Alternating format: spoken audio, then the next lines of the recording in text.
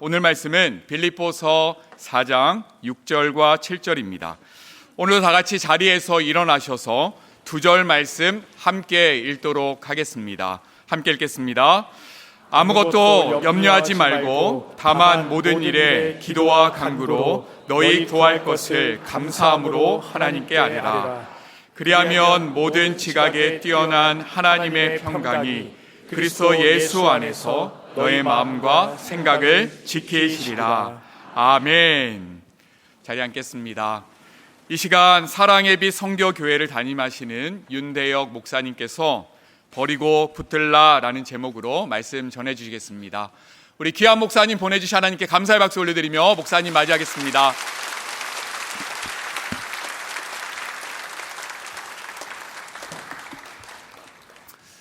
할렐루야. 아멘. 하나님의 은혜와 사랑이 우리 가운데 충만하게 임하게 될 줄 믿습니다. 아멘. 미국의 콜로라도 주에 가면 그 지역 사람들에게 큰 사랑을 받은 한 나무가 있습니다. 그 나무는 400년 동안 번개를 14번 맞았는데도 불구하고 죽지 않고 살아서 가지를 뻗치고 잎사귀를 푸르르게 풍성하게 했던 나무인데요. 그래서 그 나무를 볼 때마다 인생의 위기를 만나고 어려움 만났던 사람들은 나도 어려움이 있어도 저렇게 푸르를 수 있어 라는 용기와 희망을 얻게 주는 나무입니다. 근데 그렇게 사랑받았던 나무가 어느 날 삽시간에 메말라 죽는 충격적인 사건을 그 지역 사람들이 경험하게 됐습니다. 너무나 놀라서 식물학자를 불러다가 이 나무가 왜 죽게 되었는지를 조사해 보니까 그 나무 안에 손톱만한 흰딱정벌레가 들어가 갉아먹기 시작하더니 손쓸 틈도 없이 죽는 그 사건을 경험하게 됐죠. 사람들 놀랬습니다. 400년 동안 번개를 맞아도 견뎠던 이 나무가 손톱으로 쿡 찌르면 터지는 그 작은 벌레 앞에서 힘없이 무너질 수 있다는 것인가? 여러분, 이 내용은 오늘을 살아가는 우리 그리스도인의 신앙에도 큰 귀한 메시지를 주고 있는 내용입니다. 우린 살면서 내가 실패하는 것, 내가 일어서지 못하는 것은 나를 도와주지 않는 여러 가지 외부의 환경 때문에 내 삶은 이렇게 된 거야 라고 우리가 쉽게 단정지어 말할 때가 많습니다. 하지만 그리스도인들에게 고난이란, 그리스도인들에게 어려운 환경이란 오히려 우리들의 신앙을 더 아름답게 하고 우리의 삶을 더 찬란하게 빛나게 할 수 있는 너무나 좋은 하나님의 은혜 현장이 될 수 있다는 것이죠.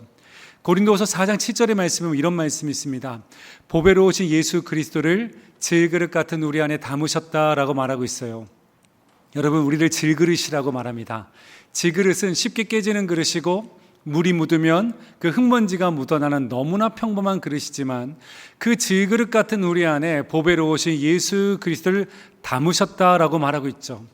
향유 옥합은 그 옥합이 깨질 때 그 향유의 옥합의 향기가 나타나는 것처럼 우리들이 인생의 어려움 만나고 고난을 만나면 우리의 자아가 깨어지고 우리의 삶의 가치관이 무너질 때 내 안에 계신 예수 그리스도 이름의 능력이 힘있게 나타나게 되는 줄 믿습니다. 역사가 그것을 증명하고 있습니다. AD 64년에 여러분 초대 기독교의 핍박이 네로 황제에서 시작될 때 캐테콤에 들어가서 순교의 피를 흘리며 그 신앙을 지켰던 초대교회 성도들의 고백을 삶을 우리는 알게 되고 뿐만 아니라 6.25라는 그 6.25 동란과 38년의 1년 일제 강점기에 있었던 한국교회는 어느 때보다도 더 순결한 순수했던 신앙의 길을 걸었던 것을 알고 있습니다.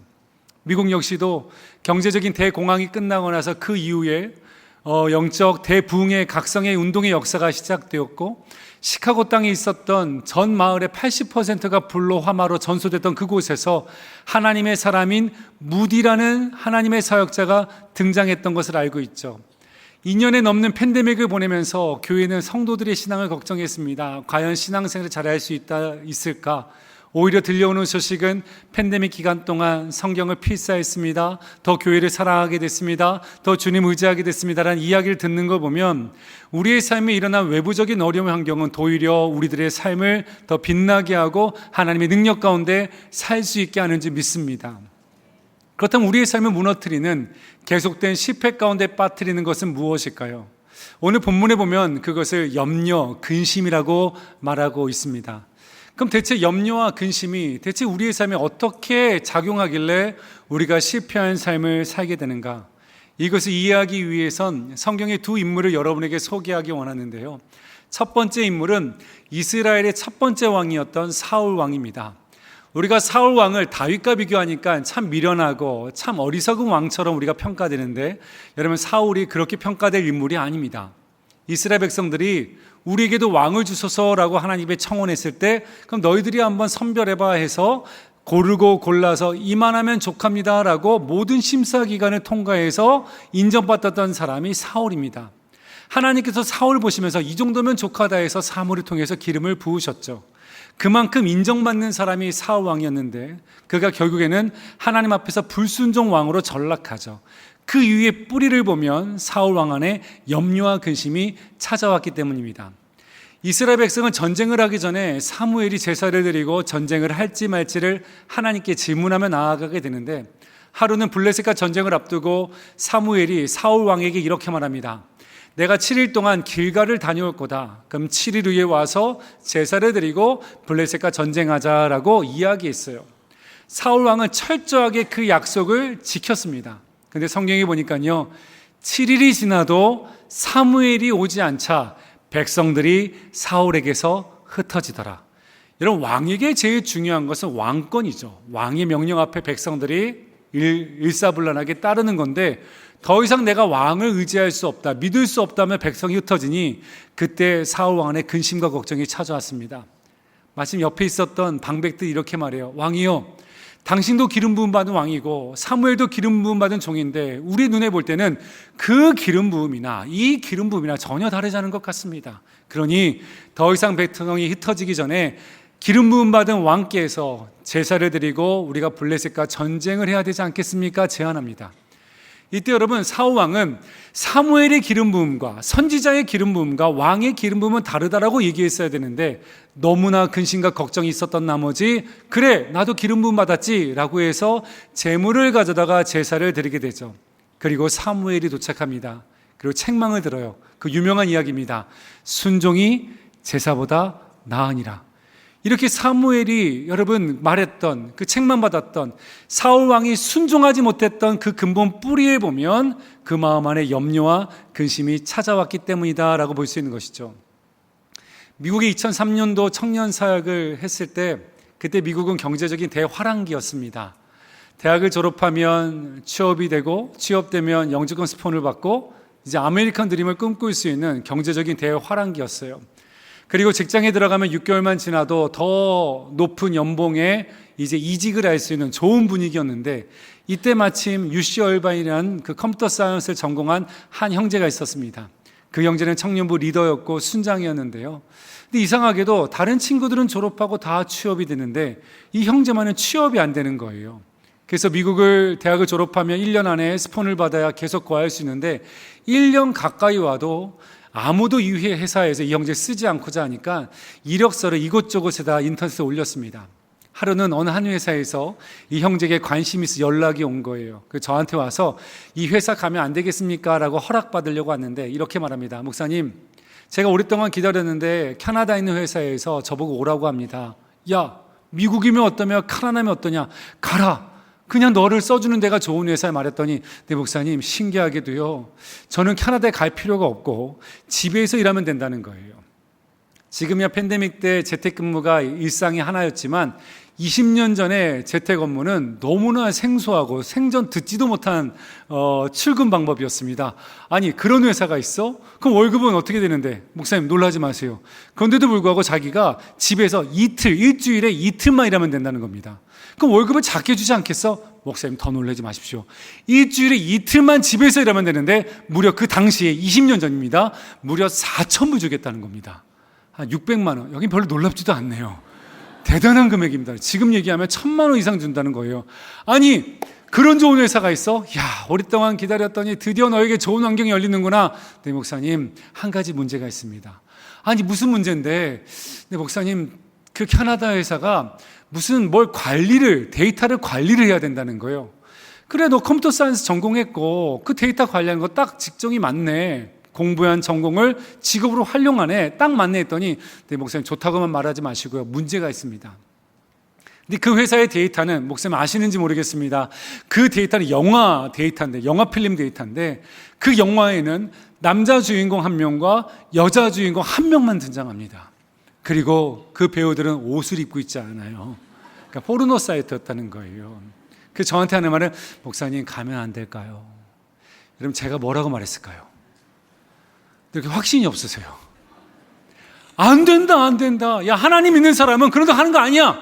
그런 거 하면 안 돼. 목사님 제 상황 아시잖아요. 안 된다고만 말씀하지 마시고 제가 11조, 12조, 10의 3조 휴가 때는 선교 갈게요. 그래도 안 될까요? 야 안 돼. 그런 거 하면 안 돼. 네, 목사님 안 된다고만 하지 마시고 제 상황 아시잖아요. 그러면 저를요 전 그 회사에 비밀 선교사처럼 파송하면 안 될까요? 이게 무슨 의미인데 그냥 제가 가서 딱 6개월만 일하고 거기에 있는 모든 나쁜 데이터를 다 지우고 나오겠다는 거예요. 야 그건 불법이야. 그러면 안 돼. 목사님 그러면 돌아가는데 그 뒷모습 안에 내가 목사님께 괜히 얘기했다 싶은 메시지가 어깨에서 들리기 시작하는 거예요. 근데 이 형제가요 교회 리더였습니다. 그런데 이 형제가 이런 걱정과 근심이 없었다면 이런 회사의 제안을 받았을 때 이 형제는 안 했을 형제입니다. 아니 하나님 믿는 내가 그런 거 할 것 같아? 한 달에 4,000불? 10,000불을 좀 하나 해라. 이렇게 했을 형제예요. 근데 10,000불 얘기하니까 지금 눈빛이 흔들리는 분들 몇 분 계세요. 이랬을 형제인데 마음 안에 극심과 근심과 걱정이 찾아오니까요 그 이길 수 있었던 유혹도 너무나 이기기 힘든 유혹으로 바뀌더라는 것이죠. 여러분 염려와 근심은 단순한 감정의 문제가 아닙니다. 염려하고 근심이 들어오기 시작하면 그때부터 하나님의 뜻에 순종하기가 어렵고 세상의 유혹에 너무나 쉽게 넘어가는 사람이 되기 때문에 염려하지 말라고 말하는 거예요. 두 번째 소개할 인물은 아브라함입니다. 아브라함은 믿음의 조상이죠. 하나님께서 아브라함을 갈대아 우르에서 이끄실 때 그에게 비전과 꿈을 보여주셨습니다. 너희 자손을 하늘의 별과 같이 바다의 모래같이 이렇게 복이 되게 할 거다. 이 약속의 말씀을 듣고 따라왔던 게 아브라함이에요. 근데 하루는 여러분 아브라함에게 근심과 걱정이 찾아왔습니다. 아내 사라가 찾아와서 이렇게 말합니다. 아브라함 이제 어떻게 하죠? 대체 무슨 일인데요? 제 마음 안에 이제 문제가 하나 생겼습니다. 저는 더 이상 아이를 갖지 못하는 몸이 되었어요. 그러니까 더 당신이 늦기 전에 내 여종 하갈을 통해서 자녀를 얻어 그 자녀를 우리 가문의 기업으로 삼아야 되지 않겠습니까?로 제안을 합니다. 여러분 이 이야기를 들었던 아브라함, 우리가 기대하는 믿음의 조상 아브라함은 그 아내에게 어떻게 말했어야 될까요? 우리는 이런 모습을 기대합니다. 사랑하는 아내 사라요, 하나님께서 우리에게 하늘의 별과 같이 바다의 모래같이 약속의 자녀를 준다고 말씀하셨으니 비록 지금 자식이 없다 할지라도 당신이 이제 더 이상 자녀를 갖지 못하는 몸이 되었다 할지라도 전능하신 하나님은 일하실 겁니다. 우리가 그 하나님을 믿고 의지하며 주님의 때를 기다리십시다. 이게 우리가 기대하는 아브라함의 모습입니다. 하지만 여러분 성경 창세기 16장 2절에 보면 사레가 그 얘기를 하자마자 아브라함은 마치 기다렸다는 듯이 이렇게 말합니다. 아브라함이 사레의 말을 들으니라. 여러분 아브라함은 누구의 말을 들어야 되는 사람이죠? 하나님의 말을 들어야 되는 사람입니다. 하나님의 약속을 기억하고 하나님의 음성을 듣고 따라가야 될 그 아브라함이 그 마음 안에 염려와 근심이 들어오기 시작하니까 사례의 말, 인간적인 말, 세상의 말들을 더 듣고 따르기 시작하더라라는 것이죠. 우리가 매일 주 이찬수 목사님을 통해서 귀한 말씀을 듣습니다. 그 말씀의 은혜를 받아요. 그렇게 살아야지 결단합니다. 하지만 그 결단도 내 마음 안에 염려와 근심이 들어오기 시작하면 그 말씀은 온데간데 없이 사라지고 세상의 말, 인간적인 말이 더 그럴듯하게 들리기 시작하는 것이죠. 큐티를 아무리 많이 하고 또 부흥회나 수영회 가서 좋은 말씀, 비전을 받았다 할지라도 염려와 걱정이 들어오기 시작하면 그때부터 비전도 사라지고 세상의 방법들이 마치 그럴듯한 것처럼 들리기 시작하는 게 바로 염려가 우리에게 주는 안 좋은 영향력이라는 것입니다. 예수님께서도 여러분 염려하는 자들에게 이렇게 말씀하셨어요. 너희가 염려한다고 해서 그 키를 한 자나 더 할 수 있겠느냐? 여기서 말하는 키는 신체적인 키가 아니라 시간을 말하죠. 너희가 염려한다고 해서 시간을 벌 수 있냐? 여러분 시간은 우리들의 생명입니다. 우리가 양적인 생명을 말할 때 내가 80까지 산다고 하면 내가 80까지 사는 모든 시간의 합계가 내 생명입니다. 그 질적인 생명이 있어요. 하루를 살아도 한 시간을 보내도 하나님의 기쁘심 위에 살아가야 되는 질적인 생명을 드려야 되는 우리들의 사명이 있는데 이 말은 이렇게 표현될 수 있습니다. 너희가 염려하면 시간을 버린다. 시간을 구하지 못한다는 말은 염려하면 너희들의 생명을 잃어버린 것 아니냐라는 의미라는 거예요. 영국의 한 조사기관에서 여자들의 일생을 조사했습니다. 여자가 80까지 산다 하면 여자들은 시간을 어떻게 쓰는가 조사해 봤더니 그 카테고리별로 이렇게 분류를 해버린 거예요. 80까지 산다고 할 때 여성들은 자는데 8년, 일하는데 6년, 예를 들면 자녀를 양육하는데 4년, 이렇게 시간을 분류했는데 남성들에게 없는 오직 여성들에게만 있는 80까지 산다고 할 때 졸지도 않고 자지도 않고 끊임없이 보내는 시간이 있습니다. 그 시간이 뭔지 아십니까? 오직 여성들에게만 있는 거예요. 1년 동안. 남성에는 없습니다. 여성에게만 있는 오직 1년 동안 자지도 않고 졸지도 않고 끝없이 하는 것. 이겁니다. 오늘 뭐 입지? 이게 1년이에요. 오늘 뭐 입지 고민만 1년을 고민한다는 겁니다. 옷장을 열어서 오늘 교회 가야 되는데, 구역 모임 가야 되는데, 어디 가야 되는데 오늘 뭐 입지? 이 고민하고 걱정하는 시간으로 1년을 쓴다는 거예요. 저희 아내도 이제 옷장을 내면서 오늘 뭐 입지? 입을 옷이 없어. 그러면 야 가서 사자 해가지고 데리고 갑니다. 그러면 아내가 막 옷을 골라요. 그럼 자기 이제 나이 생각하고 몸 생각해서 좋아하는 컬러가 있잖아요. 그 진한 색의 옷 컬러 딱 고릅니다. 근데 가디건을 골랐어요. 전 이렇게 말하죠. 자기야 그 가디건 그 색깔 있잖아. 다르대. 뭐가 다른데? 단추가 다르대. 카라가 다르대. 그게 사야 된다는 거야. 그럼 사라 하는데. 이 팬데믹이 끝나고 나서 최근에 이제 현장 예배를 드리면서 아직까지 온라인에 머무는 성도들을 보면서 저희 교회는 이렇게 정의를 이뤘습니다. 현장 예배 오지 못하고 온라인 예배 드리시는 분들은 크게 두 가지 이유가 있을 겁니다. 첫 번째는 진짜 아파서 코비드에 걸려서 몸이 안 좋아서 서로를 배려하는 마음에 오지 못하신 분이 있고, 두 번째는 못 오시는 분들은 이런 분들이 못 올 겁니다. 오늘 주일날 교회 가야 되는데 입을 옷이 없어서. 그래서 못 오시면 입을 옷이 없었구나 라고 우리가 생각을 하게 되는데요. 염려와 걱정과 근심은 단순한 감정의 문제가 아니라 여러분 하나님의 말씀과 멀어지게 만들고 뿐만 아니라 우리가 너무나 쉽게 유혹에 빠지게 만들고 우리들의 생명을 빼앗아 버리는 환경이 된다는 것이죠. 그렇다면 우리를 실패 가운데 빠지게 만드는 이 염려의 문제를 어떻게 해결할 수 있을까요? 그리고 어떻게 우리가 계속해서 은혜와 평강 가운데 살 수 있을까요? 오늘 본문에서 우리에게 크게 두 가지로 가르쳐주고 있습니다. 첫 번째는 버려야 될 것을 말하고 있고, 두 번째는 붙들어야 될 것을 말하고 있어요. 버려야 될 것을 이렇게 말합니다. 염려하지 말라라고 말하고 있어요. 우리가 염려를 버려야 된다는 거예요. 오늘 본문에 봐도 아무것도 염려하지 말아라라고 시작하고 있는데, 저는 이 본문을 묵상할 때마다 참 위로를 받기가 어렵습니다. 염려하는 사람에게 염려하지 말라고 하면 그 염려의 문제가 해결되던가요? 우는 아이에게 야 울지마 하면 그 아이가 깨닫고 내가 더 이상 울지 말아야 되지, 그러면서 그 아이가 그 울음을 그치고 웃게 되나요? 그건 아니라는 것이죠. 그런데도 불구하고 왜 우리에게 염려하지 말라고 말하는 걸까요? 그 이유는 염려의 문제는 단순한 감정의 문제가 아니라 이것은 신앙의 문제이기 때문에 그렇습니다. 우리가 살면서 인생 가운데 많은 복잡한 또 불안한 걱정스러운 생각들이 계속해서 우리의 마음 가운데 팝콘처럼 이렇게 터져나갈 때가 있습니다. 생길 때가 있어요. 그런 생각이 찾아올 때마다 우린 날마다 믿음의 결단해야 된다는 거예요. 그와 같은 일은, 내 삶의 그런 불안한 일들은 내 가정 가운데, 내 자녀 가운데, 나 인생 가운데, 내 육신 가운데 그와 같은 일은 생기지 않아. 왜? 하나님께서는 나를 지키시고 보호하시기 때문에 그와 같은 일은 나의 삶에 일어나지 않아. 믿음의 결단해야 된다는 거예요. 부모가 자녀를 키우면서 자녀가 대학은 갈 수 있을까? 대학을 가면 취업은 제대로 할 수 있을까? 취업을 하면 배우자는 만날 수 있을까? 결혼을 하면 이 가정이 행복하게 평생 유지될 수 있을까?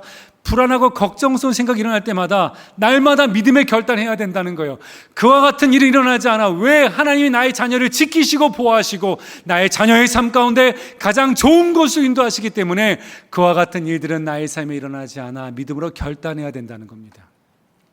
가끔은 자면서 새벽 2시에 가슴을 콕콕콕 찌르는 통증 때문에 깰 때가 있어요. 그러면 여러분 어때요? 새벽 2시에 깬 내 이 육신의 아픈 걸 보면서 그때부터 고민과 근심의 걱정에 상상을 하게 되죠. 이미 새벽에 나는 이미 장지에 가 있는 사람이 돼버린 거예요. 이미 죽을 병에 걸렸어. 그래가지고 어떻게 고민하고 걱정하다가 병원 가봐. 근데 불안한 거예요. 혹시 내가 생각했던 병일까봐. 그래서 용기를 내서 갑니다. 가면 의사가 한마디로 정의하죠. 스트레스. 많은 경우에 걱정과 근심에서 병을 키울 때가 많다는 거예요. 여러분, 그때마다 불쑥불쑥 들어오는 그 불안하고 걱정 생각이 있을 때마다 믿음의 결단을 해야 된다는 거예요. 그와 같은 일은 나의 삶에 일어나지 않아. 왜? 하나님이 나의 하나님이 되시고 나는 주의 자녀가 되며 주가 나를 지키시기에 그와 같은 일은 나의 삶에 일어나지 않아. 믿음의 결단을 해야 될 줄 믿습니다. 우리가 결단할 때 제일 먼저 하나님이 들으시죠. 민수기의 말씀에 보면 내 귀에 들린 대로 행하리라 말씀하셨어요. 이 말씀이 이스라엘 백성이 원망하고 불평했기 때문에 징계함으로 주신 말씀이지만 우린 그 말씀을 축복의 메시지로 바꿀 줄 알아야 됩니다. 주님 말씀하셨습니다. 하나님의 귀에 들린 대로 된다고 말씀하셨사오니 내가 이제 믿음의 결단으로 날마다 살아가며 살아가겠습니다. 이 결단을 하며 살아가야 된다는 거예요. 우리가 믿음의 결단할 때 또 누가 됐습니까? 잠자고 있었던 문제 앞에 여러분 주저앉았던 내 영혼이 듣기 시작하죠. 깨어나기 시작하는 거예요. 세 번째 누가 듣죠? 우리를 얽매이려고 했던 어둠의 권세가 우리의 믿음의 선포를 듣고 한 길로 왔다가 7길로 떠나게 될 줄 믿습니다. 근데 안타깝게 우리 주변에 보면 이 염려와 근심이 삶의 습관이 되신 분들을 자주 만날 때가 있습니다. 하루는 주일날 교회에서 로비에서 성도들 인사하고 있는데 주차 사역하시는 성도님이 주차봉을 들고 주차 형광색 옷을 입고 허겁지겁 본당 안에 들어올 때가 있어요. 이렇게 말씀하십니다. 목사님, 지금 주차장에 큰일 났습니다. 아니 지사님, 밖에 무슨 일이 있는데 이렇게 허겁지겁 오셨습니까? 이분의 사색이 된 표정을 보면서 주차장에 큰 사고가 났구나, 아니면 큰 싸움이 났구나, 핸들링할 수 없는 엄청난 일이 있구나라고 제가 이렇게 생각을 하게 된 거예요. 그래서 지사님, 차분히 얘기해 보세요. 지금 밖에 주차장에 무슨 일이 일어났는데요? 목사님, 지금 주차장 난리도 아닙니다. 지금 밖에요, 지금 큰일 났습니다. 이제 앞으로 어떻게 해요? 그러는 거예요. 지사님, 차분하게 얘기해 보세요. 밖에 주차장이 어떤데요? 목사님, 우리 다음 주부터 어떻게 해요? 주차장이 난리도 아니지 어떻게 해요? 막 이렇게 울면서 얘기하는 거예요. 지사님, 차분하게 얘기해 보세요. 밖에 주차장에 무슨 일이 났는데요? 목사님, 놀라지 마세요. 지금 밖에 주차장에 자리가 없다는 거예요. 그래서 상도들이 왔다가 새 가족이 왔다가 뱅뱅 돌고 나간다는 겁니다. 이게 무슨 큰 일입니까? 좋은 일이죠. 제가 광고하면 돼요. 여러분, 오늘 주차할 때 힘드셨죠?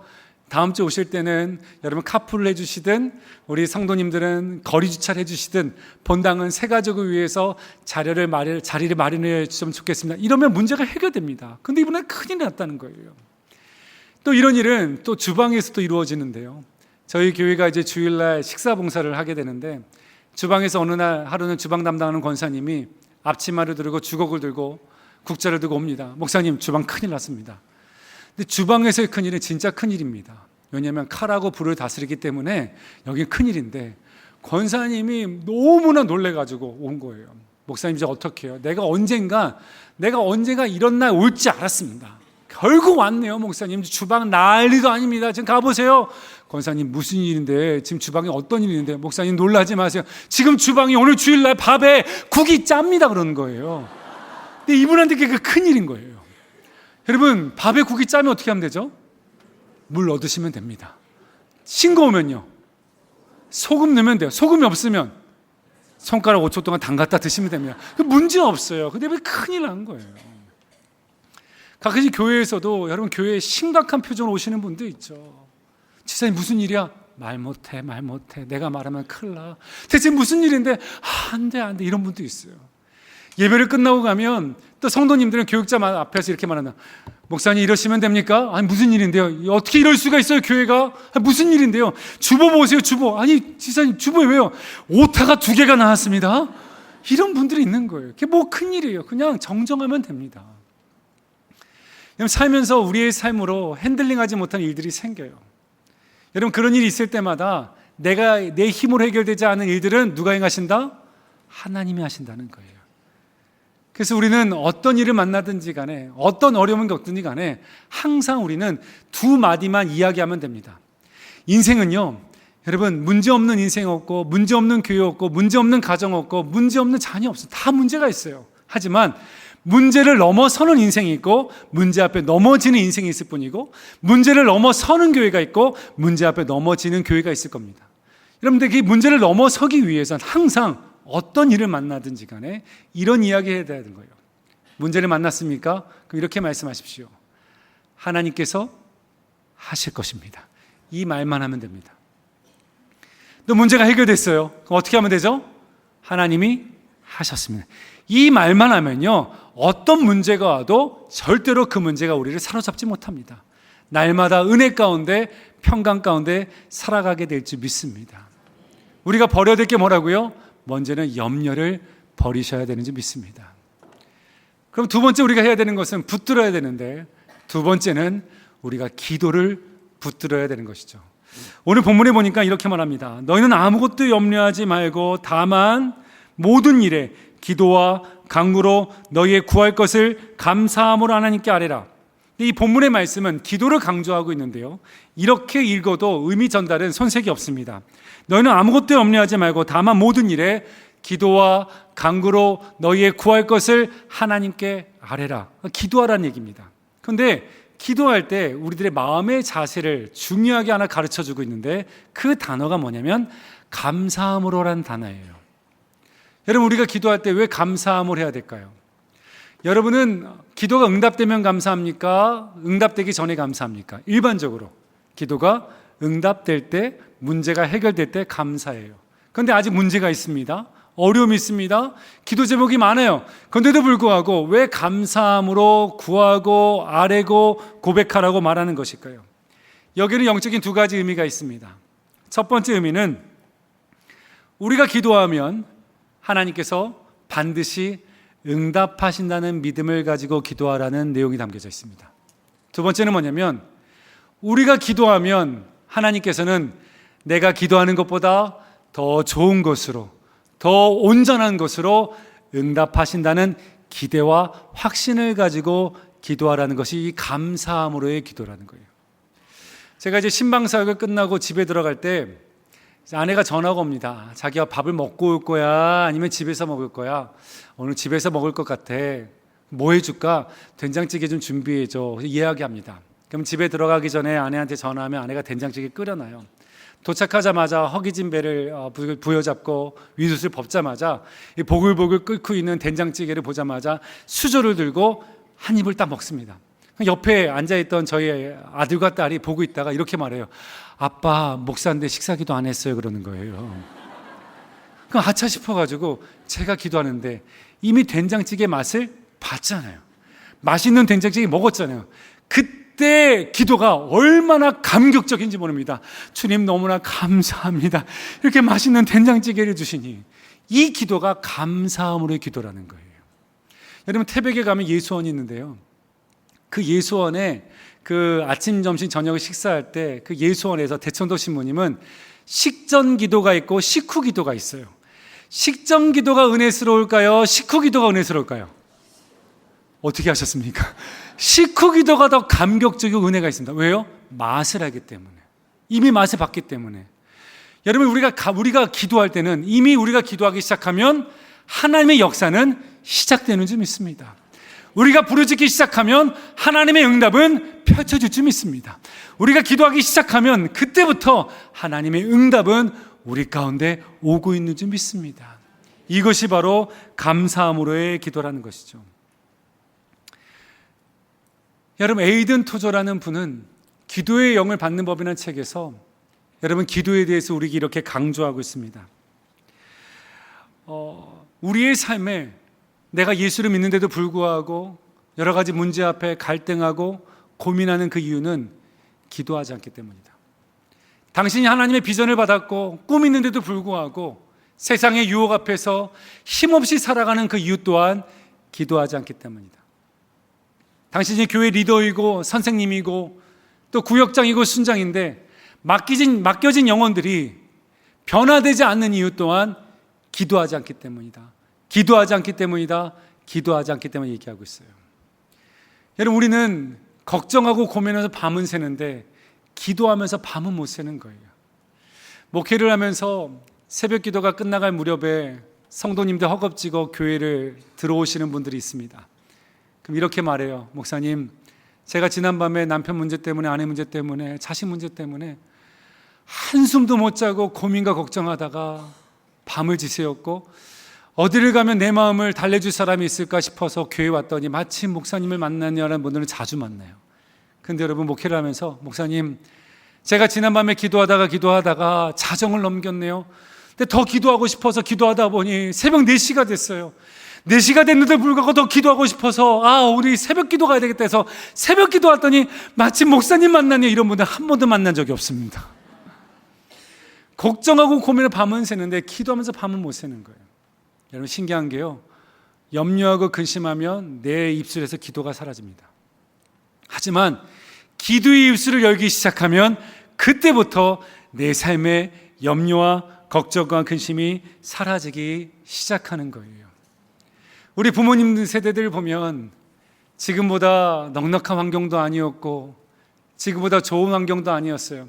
하지만 정말 놀라운 신앙의 기쁨과 감사의 삶을 사셨던 우리 부모님들의 모습을 봅니다. 그 부모님 세대의 모습 보면 정말 한결같이 정말 기도의 모든 삶을 걸었던 우리 부모님 세대가 있어요.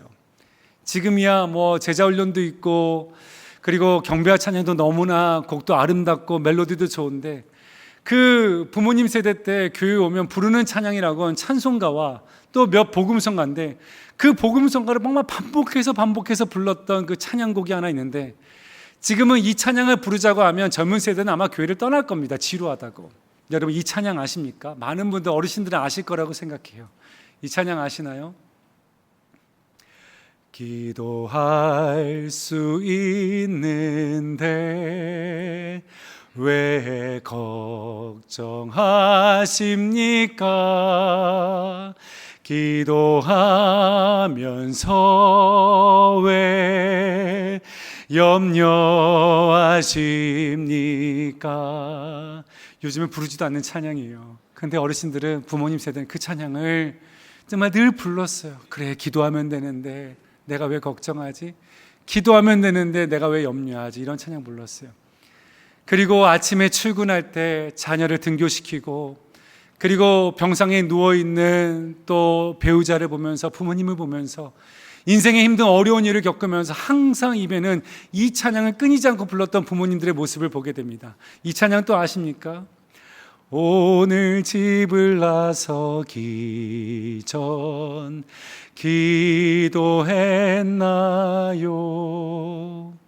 오늘 받을 은총 위에 기도했나요? 기도는 우리의 안식, 빛으로 인도하리. 앞이 캄캄할 때 기도 잊지 마세요. 여러분, 기도하면 되는데, 앞이 캄캄할 때 기도하면 주님께서 우리를 생명으로 인도하시는데 나는 기도했는가? 여러분, 기도하면 하나님께서 우리의 염려의 문제를 해결하시고 우리의 삶의 은혜와 평강의 길을 열어주시는 줄 믿습니다. 많은 미래학자들이 이렇게 말합니다. 팬데믹 전에 우리는 지구상에서 가장 좋은 때를 경험하고 있었다. 전 세계를 마음껏 다닐 수 있고 최고의 경제적인 상황적인 좋은 때가 있었지만, 팬데믹을 보내면서 앞으로 그와 같은 날은 우리에게 오지 않을 거라고 말합니다. 앞으로 미래가 밝지 않다고 얘기할 때가 있어요. 하지만 환경이 그렇고 상황이 그렇다 할지라도 환경과 상황을 뛰어넘는 게 있는데, 그게 무엇입니까? 예수 그리스도의 은혜가 됨을 믿습니다. 기도할 때 하나님의 은혜가 임하는 거예요. 기도할 때 하나님의 평강이 임하는 것입니다. 기도할 때 문제가 해결되고, 기도할 때 하나님의 역사가 시작되는 줄 믿습니다. 아프리카 지역에 사역하시는, 티모르 지역에 사역한 유니스라는 선교사님이 있어요. 그 선교사님의 간증으로 말씀을 마무리하기 원하는데요, 그 선교사님이 사역을 할 때 아프리카 아이들이 선교사님의 하얀 피부를 보면서 한국 선교사님입니다. 아이들이 선교사님 이름을 부릅니다. 요네스 요네스 이름을 불러요. 그럼 선교사님 마음이 뭉클해져서 아이들이 밥을 하루에 한 끼밖에 안 먹지, 내가 아이들이 밥 두 끼 먹을 수 있도록 음식을 사다 줘야 되겠다 해서 음식을 사다 줍니다. 또 길을 가는데 또 아이들이 선교사님의 이름을 부릅니다. 요네스 요네스 부른대요. 그럼 선교사님의 마음이 뭉클해져서 얘네들 신발이 없지, 나를 후원하는 교회에 편지를 써서 후원비를 받아다가 아이들에게 샌들을 사준다는 거예요. 또 하루는 아이들이 선교사님 이름을 부릅니다. 요네스 요네스. 그럼 또 마음이 뭉클해져서 아이들이 학교가 없구나, 학교를 지어주고 아이들이 공부를 가르쳐 준다는 거예요. 근데 아이들은 자기에게 한 번도 선교사님 밥 주세요, 신발 사주세요, 학교 지어주세요 한 적이 없다는 거예요. 그런데 내가 길을 걸어가서 아이들이 내 이름, 유니스라는 이름만 불러도 내 마음이 뭉클해져서 뭔가 주고 싶고 아이들이 뭐가 필요한지가 생각나고 그것을 갖다 준다는 거예요. 그래서 그분이 마지막 이렇게 간증합니다. 아니, 힘없는 여자 선교사인 내 이름 하나만 불러도 내 마음이 이렇게 움직이고 그들에게 뭔가를 주고 싶은 마음이 이렇게 가득한데, 그 아들 독생자 예수 그리스도를 아낌없이 내어주신 우리 주 하나님은 자녀된 우리들이 하나님 아버지 이름을 부르면, 예수의 이름을 부르면 그 좋으신 하나님은 우리에게 가장 좋은 것으로 주시지 않겠습니까? 그 이름을 부르십시오. 그 이름을 부르라. 그 이름을 부르라. 그 이름을 부르라. 지금 우리가 해야 되는 것은 아버지 이름을 부르고 그 이름을 부르며 나아갈 때인 줄 믿습니다. 저에게는 출생의 비밀이 하나 있습니다. 저는 누님이 6분이세요. 아버님이 목사님인데 아버님께서 첫 딸을 낳고 둘째 딸을 낳고 셋째 딸을 낳고 넷째 딸을 낳고 다섯째 딸을 낳고 여섯째 딸을 낳고, 하나님 저에게도 아들 좀 주십시오. 아들 주시면 목사로 드리겠습니다 해서 제 허락 없이 저를 바쳐서 제가 지금 목사의 이 자리에 서 있는데요. 그렇다 보니까 저희 아버지께서 훈련받아야 된다고 어렸을 때부터 수요 기도회 때, 금요 기도회 때 어머니 옆에 앉히셨어요. 근데 여러분, 그 7시, 8시 그 시간에, 놀이터에서 놀고 싶은 그 시간에 이 교회에 나와 있어야 되니 주일도 아니고 수요일날, 금요일날 입이 이만큼 나와가지고 있는데, 그래도 나왔으니까 아버지께서 말씀을 전하시고 이제 여러분 자유롭게 기도하고 가십시다 해서 기도를 시킵니다. 그러면 가족이 좀 많습니까? 그럼 기도하죠. 아버지도 기도하고 어머니도 기도하고 누님 6분이서 기도하고 또 시골에 계신 할머니 할아버지 또 5대양 6대주 다 기도하고 나도 시간이 5분밖에 안 지난 거예요. 그럼 제가 하는 건 뭐냐면 성도님들의 기도를 듣기 시작했습니다. 귀를 담아 들으니까 최 권사님이 건강 문제가 있구나, 그리고 최 장로님이 사업에 문제가 있구나, 박 권사님이 자식 문제가 있구나, 기도해 드려야겠다 해서 기도를 하는데 그럴 시간이 남는 거예요. 그래서 우리 아버지는 어떻게 기도하나 싶어가지고 강대상에 내려와서 기도하는 아버지의 기도를 귀를 쫑긋 세우고 듣고 있었습니다. 저희 아버지가 이렇게 기도하시더라고요. 주야 주야 주야, 이렇게 10분 기도하시고 아버지 아버지 아버지 이렇게 10분 기도하시고 또 주야 주야 주여 10분, 아버지 아버지 아버지 10분 기도하고, 그리고 또 끝날까 싶었는데 또 주야 주야 주여 10분, 아버지 아버지 아버지, 이렇게 1시간 기도하시더라고요. 그래서 제가 어린 마음에 아버지 목회 쉽게 하신다, 그렇게 기도하기 쉽게 하나 했어요. 근데 한 가지 답답했던 것은, 아니 주여 불렀고 아버지 불렀으면 필요한 건 얘기하셔야지, 필요한 건 하나도 얘기 안 하고 주여 주여 아버지 아버지만 하고 있는 거예요. 어린 마음에 너무나 답답했습니다. 아니 무슨 기도 저렇게 해. 이제 담임 목사가 되어서 저도 이제 금요영성 집회 때 찬양하고 기도 인도하고, 성도 여러분 자유롭게 기도하십시다라고 기도를 이제 이끈 다음에 자리에 내려와서 기도할 때 저는 이렇게 기도합니다. 주여 주여 주여, 이렇게 10분 기도하고 아버지 아버지 아버지, 이렇게 10분 기도하고 주여 주여 10분, 아버지 아버지 10분, 주여 주여 아버지 아버지, 이렇게 기도하고 있는 제 모습을 봤어요. 어렸을 때 아버지가 그렇게 기도하는 게 이해가 안 됐는데요, 지금은 그 이유와 그 뜻을 알아요. 주여 주여 할 때 그 주여 안에 우리 성도님들의 건강의 문제, 가정의 문제, 자식의 문제, 경제적인 문제, 그 모든 문제가 그 주여 안에 다 담기더라고요. 아버지 하는데 그 아버지 안에 목회하면서 겪는 어려움들, 남들에게 말할 수 없는 슬픔들, 괴로움들이 그 아버지 이름 안에 다 담기더라고요. 근데 나는 주여 있고 아버지 있을 뿐인데 하나님 그걸 다 알아들으시고 내가 여기 있다 하시고 두려워 말라 하시고 내가 너의 손을 붙잡아 주겠다고 하시고 나와 함께 길을 걷자 하시는 하나님의 은혜를 경험하며 삽니다. 여러분, 인생이 너무나 힘들잖아요. 너무나 어렵잖아요. 그럼 뭐부터 기도할지 몰라요. 사람들은 감사해, 사람들은 간구해 말하지만 너무나 어렵고 힘들면 무슨 기도가 해야 될지 몰라요. 그냥 교회에서 할 수 있는 것은 오직 하나예요. 주여, 주여, 아버지, 주여, 아버지. 그거밖에 나오지 못해요. 그런데요, 주님께서는 그걸 다 알아들으시는 거예요. 내가 안다. 내가 너의 힘이 되어줄게. 두려워하지 말아라. 걱정하지 말아라.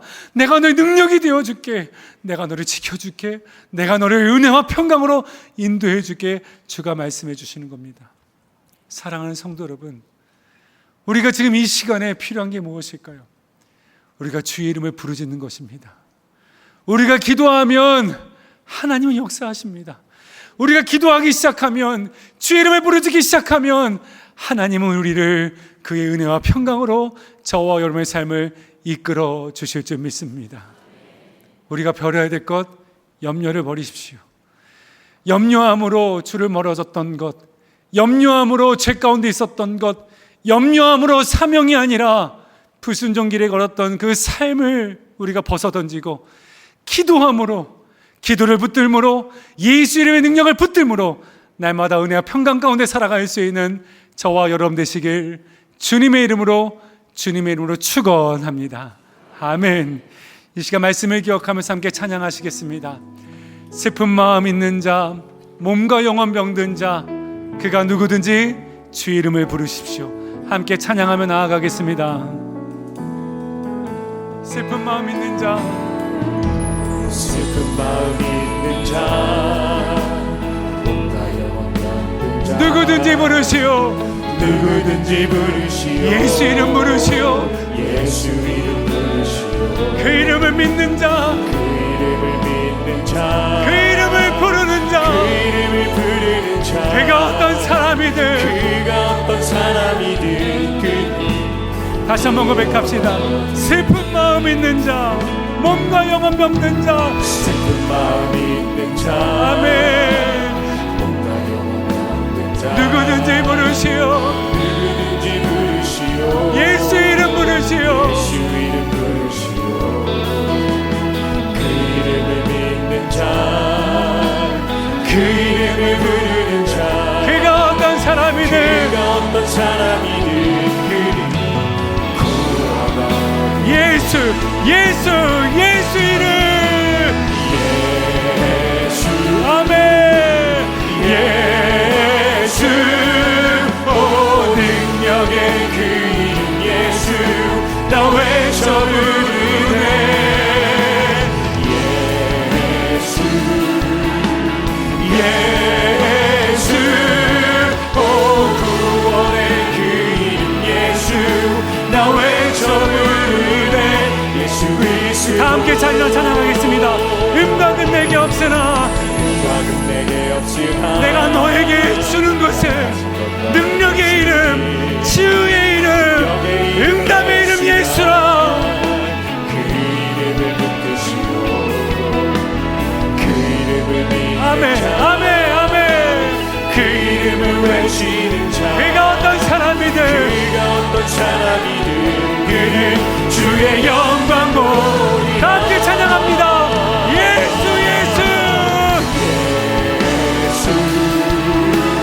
예수, 오 능력의 그 이름 예수, 나 외쳐 부르네. 예수, 예수, 오 구원의 그 이름 예수, 나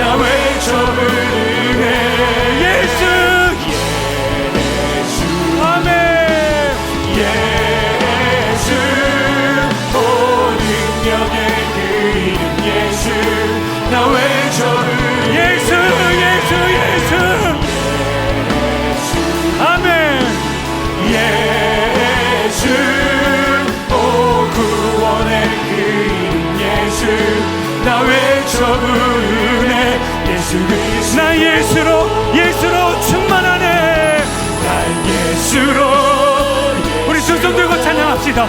우리 함께 주님 앞에 두 손 들고 주여 내 손 잡아주시옵소서 능력의 손을 날 잡아주옵소서 권능의 손을 잡아주시옵소서 주님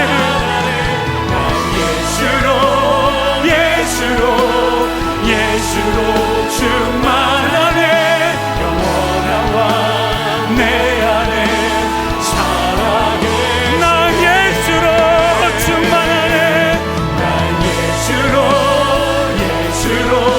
나는 염려하지 않습니다. 부럽지 않습니다. 주님 모든 것들도 부럽지 않네 나 예수로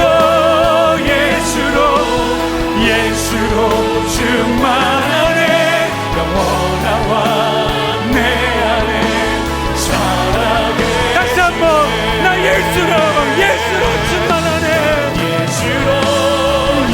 주님 우리에게 예수의 이름이 있습니다.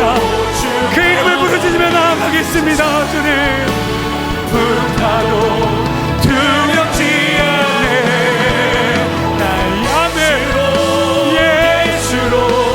예수로 충만하네 영원하와 우리 다시 한번 고백할까요? 주님 나는 예수가 있습니다. 주께 기도할 수 있습니다. 난 예수로 충만하네 난 예수로 충만하네 난 예수로 충만하네 영원한 내 안에 살아계시네. 우리가 두 손을 들 때에는 하나님 은혜의 손으로 능력의 손으로 권능의 손으로 치유의 손으로 하나님 내 손 붙잡아 주옵소서라는 마음으로 두 손을 들고 기도하기 원합니다. 하나님 아버지 내가 문제 앞에 염려하고 근심하다가 어느 순간 하나님을 따라가야 되는 길을 잃어버렸습니다. 너무나 작은 문제 앞에 유혹에 넘어져 주님과 상관없는 인생의 길을 걷고 있습니다. 염려하고 근심하다가 사명의 길이 아닌 주님과 멀어진 허비하는 인생의 길을 걷고 있습니다. 주여 이런 저를 불쌍히 여기시 용서하여 주옵소서. 염려하지 않겠습니다. 걱정하지 않겠습니다. 주님이 나와 함께 하시는데 걱정했던 나를 용서하여 주옵소서. 그리고 기도를 붙들겠습니다. 능력의 이름, 치유의 이름, 응답의 이름, 예수 이름을 붙들고 기도하며 살아가겠습니다. 주님 나를 붙잡아 주옵소서. 내 손 붙잡아 주옵소서라고 우리 주 이름 한번 부르짖고 동서로 기도합니다. 기도하겠습니다. 주여 하나님 아버지 우리가 날마다 우리가 붙잡아야 되는 손 은혜의 손, 권능의 손, 치유의 손, 능력의 손 그 예수 그리스도의 그 손을 붙들고 기도하는 우리 지금 될 수 있도록 인도하여 주시옵소서. 주님 나의 길 하나님을 따라가는 길에서 벗어나 있다면 주님 다시 한번 우리가 걸어가는 이 길 다시 한번 주님의 그 찾아가는 것 주님을 따라가는 그 길을 다시 한번 도전되는 길을 넣어 주시옵소서. 주님께서 말씀하신 그 생명의 길 순종의 길을 다시 한번 걸어가기를 원합니다. 예수님을 붙들기를 원합니다. 다시 한번 기도하는 꾼을 붙들기를 원합니다. 아버지 허비할 때 찾아 나갈 수 있게 하여 주시옵소서.